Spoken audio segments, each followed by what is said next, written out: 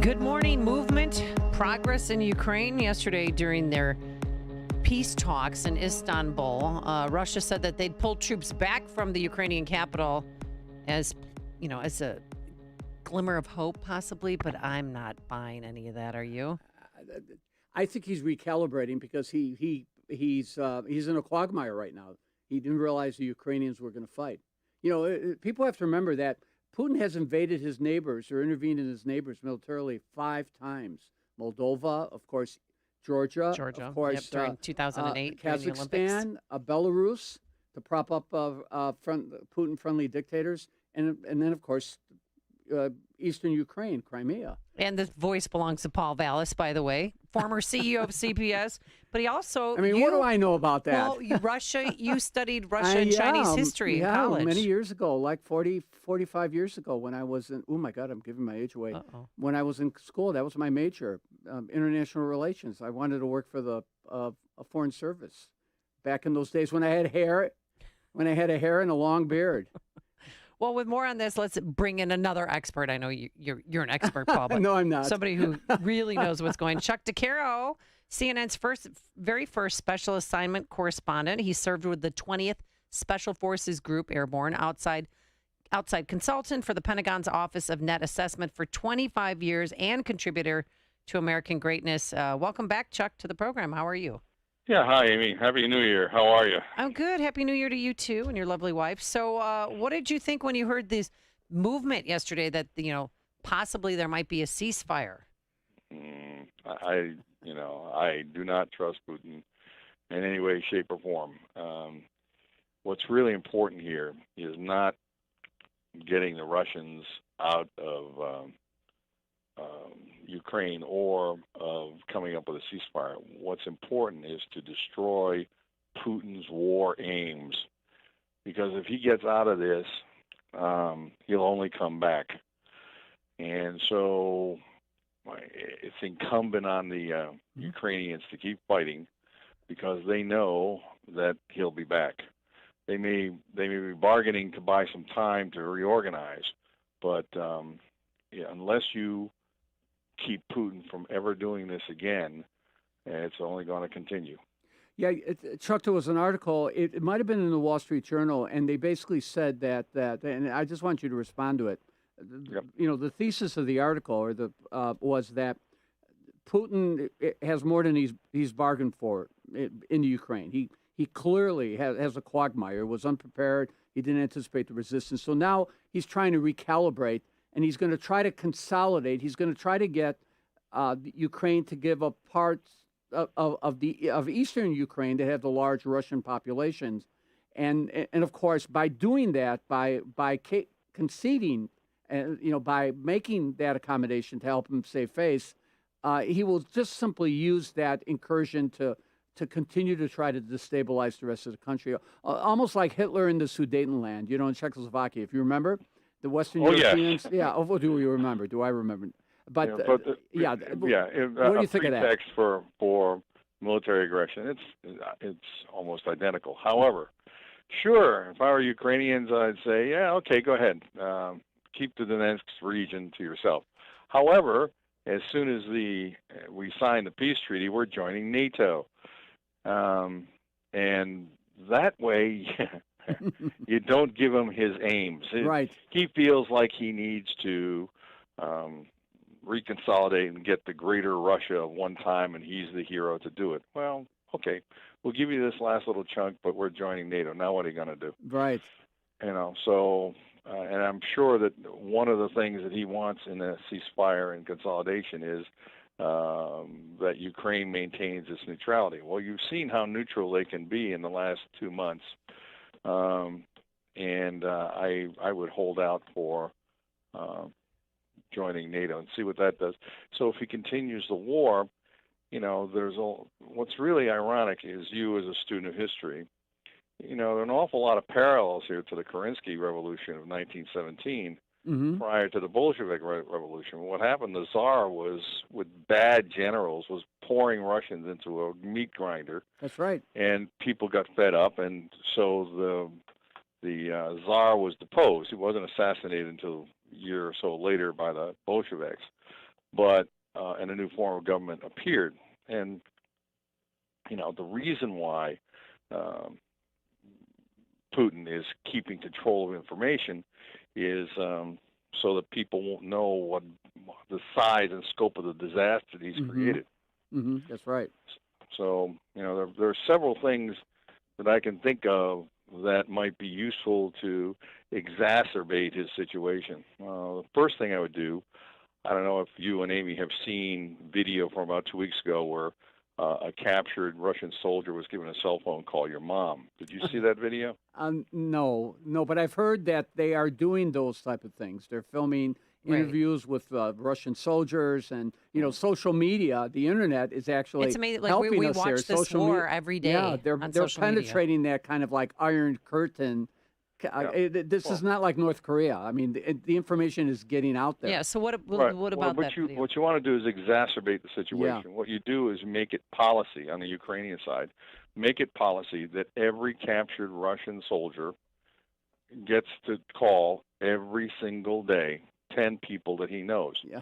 Well, as that number goes up and it's counting every day, we're talking about tens of thousands of people, especially in the Moscow area, who are now getting the real situation from very credible sources, their sons.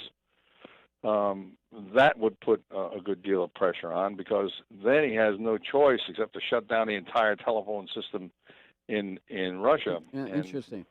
That isn't going to work. And the way you can get around them is that the country code prefix for Ukraine can be spoofed to make it look like it's an inside Russia phone call. That's interesting. That's interesting. That's brilliant. Okay, so think of the pressure there. The other thing is, you do remember an American named George Washington. Yeah, we do. He had a similar problem with a bunch of Germans called Hessians. Right. And so he bought them off. He got Congress to give them 40 acres of land, 1 cow, 2 pigs, and here, sign off your loyalty and work for us. So you might do the same thing to them. I mean, you're already having a terrible life. You'll probably get shot for cowardice if you go back. You fight for us. We'll give you Ukrainian citizenship and be done with it. Wow. Well, speaking of Ukrainian, so Chuck, this is Chuck de Caro, by the way, that we're speaking with. Last time I checked, Amy. Yes, thank you. What assistance or advice, is available to Ukrainians who want to stay and fight? Yeah, there are 2 websites. One is there's a group called the OSS Society, which was formed by former members of the OSS, the Office of Strategic Services. Many of them, or most of them, have passed away, but their sons and daughters maintain that. And Charlie Pink, the president, decided, well, we have some funds here, and he took the World War II OSS manual called Simple Sabotage and had it translated into Ukrainian. And there's another website called Bolotna Lysistishcha, which means swamp fox, which are a group of veterans who are in their late 60s and 70s, who are too old to go over and fight, but who have an accumulated, centuries of wisdom in guerrilla warfare. And if they can get to an internet site, and if they have questions, there are American veterans who can answer those questions. How day to day, how do you fight? And it's possible to give examples of everyday things that someone who has no military training could vitally use in a guerrilla war against a well-armed enemy. Yeah, and here in Chicago, the Copernicus Center, we have a very large Ukrainian and Polish population here. People have already donated 240 bulletproof vests that they're going to be sending overseas to Ukrainians who are fighting on the front lines. Do you know if women are allowed to fight? Because I always, if I had to leave my kids and my husband behind, I would stay. I would stay and fight. What am I going to go to a different country and just, hopefully they'll call and they'll be okay? No, because they're not allowed to leave Ukraine. If what is it, Chuck? 18 to 60, you have to stay. Yeah. Yes, but can women fight? Yeah, sure, absolutely. You would have to look at the war diaries of the OSS, for instance, to look at all the partisan formations that were formed in Europe by the OSS in World War II, or reorganized from native stock, from people who were trying to resist, and then these Americans would parachute in and organize them into effective forces. And many of the women could fight, but some of the things they did were more like reconnaissance. Let's go look and see where they're located and who they are, and all that information comes in and becomes part of an ops plan to deal with enemy occupiers. What's our tripwire in Ukraine? How far do we go? I mean, there are some ideas. We bandied about the idea of a no-fly zone, and they said, no, that's going to get us into war. But they're not thinking. When I say they, this administration and perhaps NATO, and because they have the idea of a no-fly zone, which is to flood the air for air dominance. But what you really want at any one given time is air superiority, local air superiority. That is the chunk of sky in which flying will be contested. So I came up with an article I wrote for American Greatness that says, okay, you can fly here, but you'll be sorry. And the way to do that is to not give the Russians an excuse for extending the war beyond the borders of Ukraine. The way to do that is with a large number of unmanned aerial vehicles that were originally designed for reconnaissance and occasional air-to-ground work, and load them up with Stingers, air-to-air Stingers. These are missiles, they're man-carried, but they only weigh about 25 pounds. Yeah, anti-aircraft missiles. So go ahead. I'm sorry. No, I said the anti-aircraft missiles. Yeah, so what you do is you're creating a flying minefield. Mm-hmm. Imagine 4 Reapers, which are now the current stock in the Air Force, 4 of them at a time, controlled by 4 different stations, more or less flying in line abreast. Now, they were never designed for air-to-air work. However, across the border, as you probably read, NATO and U.S. E-3 AWACS aircraft are flying looking over the border. U-2s are flying, getting electronic and photographic intelligence. Well, as the bogies came across the border, you could then take that information, ship it to the Ukrainians who are now operating the unmanned aerial vehicles with Ukrainian markings on them, and steer 4 of these UAVs in the general direction of where the bogies are coming from. And then as they come within the range, you fire all 48 missiles. So you now have a local air superiority because the Russians are dodging a multiplicity of missiles that came from out of nowhere. Well, and right.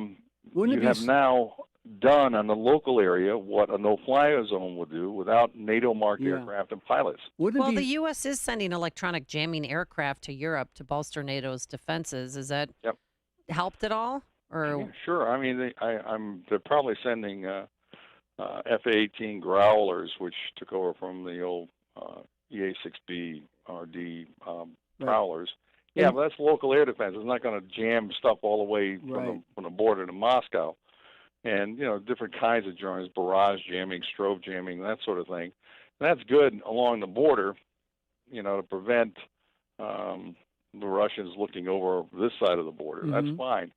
But I think that's more defensive than offensive. Wouldn't it also be simpler just to give them, continue to supply them with Stingers and Javelins? Stingers for the aircraft and Javelins for like the tanks and armored personnel carriers, because those are pretty effective, aren't they? Yes, they are effective, but you're going to have an attrition rate.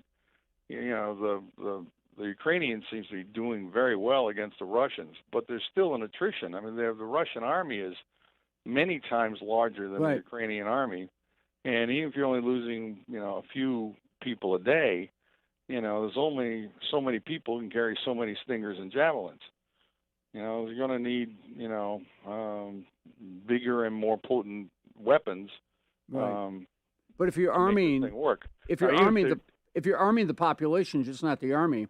I mean, if you're arming the population and you're providing them with thousands of Javelins and thousands of Stingers, and I mean, it's you organize local militias. Sometimes you can counter the numbers, and you take out more. Well, look at the effectiveness of the Mujahideen in Afghanistan with the Stinger missiles. The Stingers literally turned the tide in Afghanistan against the Russians. Well, that's true, but you don't want control of your inventory of stingers, because after the war they become very, very precious commodity for terrorists. So you don't just want to flood them with stingers. You want to control, because you don't want, years after the war, civilian airliners getting shot down by somebody who's lucky enough to sell a stinger. So flooding is not the right idea. Enhancing the guerrilla movement in a controlled way, that's a great idea. Okay. Chuck, before we let you go, I just wanted to ask you, and I don't know if you want to dive into this, but President Biden's role in all of this, he's had a number of gaffes and just comments that were, written, he just went off script and basically said, we need a regime change, and my God, he can't stay in office. Now he's saying that was moral outrage, not a regime change, and then he said we'll respond in kind. If they use chemical weapons, we will. So is this a provocation to Putin? Is this, as Biden's remarks, will Putin see them as propaganda, or he just doesn't care? I think that Putin is laughing his butt off because his primary opponent, the United States, is being led by Joe Biden, who just gave him, Putin, a huge propaganda tool to beat over NATO's head. Because he's in his propaganda, Putin's propaganda, he's saying, this is what he's revealed the truth that all they want is regime change and they want to destroy Russia. And, Biden accidentally gave Putin a huge hammer. So Putin is probably just chortling away going, thank you for helping me keep my domestic population in line. Yep. All right. Thanks so much, Chuck. We're going to have to leave it there. Always a pleasure. Anytime. Chuck de Caro, CNN's very first special assignment correspondent, and he served with the 20th Special Forces Group Airborne, and he joined us on our turnkey.pro answer line. The stories you need to know to start your day. This is Chicago's Morning Answer on AM 560. The Answer.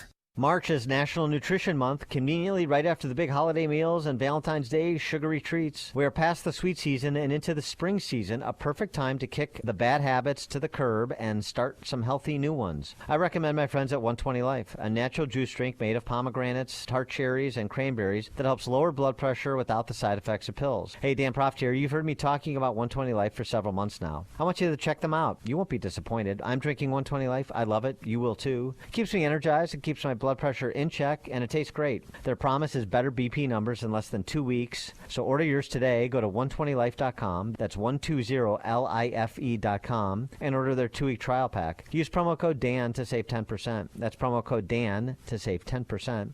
If you don't see results, you'll get your money back guaranteed. It's that simple. Order your 2-week trial pack today. Go to 120life.com. Kick your bad habits to the curb and kickstart some healthy new ones. Visit 120life.com. 120 Life. We need more stuff like this. All right, I just gave him the bottles. Where are they, Paul? I gave you some Balance of Night. Don't you see it over there? Oh, here. Hello. You mean this is really mine? Yes. This is in lieu of pay, right?